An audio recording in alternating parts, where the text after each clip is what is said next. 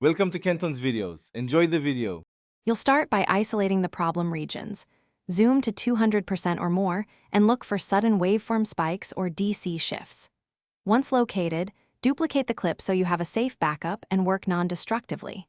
Next, select each cut and apply a short 3/6 ms crossfade between adjacent clips to smooth abrupt phase or level changes. This immediately removes many pops. If a pop persists, mark it for the next, deeper repair step. Now tackle stubborn artifacts. Switch to spectral frequency display to spot the precise transient signature of the pop, then zoom in to sample and heal. Use Adobe's declicker/decrackle effect or cut a tiny region and perform manual gain automation reduction, then crossfade back. If low-end rumble contributes, engage a gentle high pass at 2040 Hz to remove subsonic energy without thinning voices.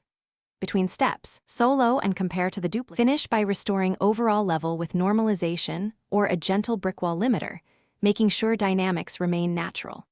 Export a short render and test on headphones, monitors, and laptop speakers to confirm the pop is gone across playback systems. If you still hear a pop, isolate the exact millisecond, create a micro edit, and replace or heal a 1/5 ms segment using spectral repair or a matched waveform sample. This surgical approach usually eliminates the last tough pops. Thanks for watching. Consider subscribing if we helped you.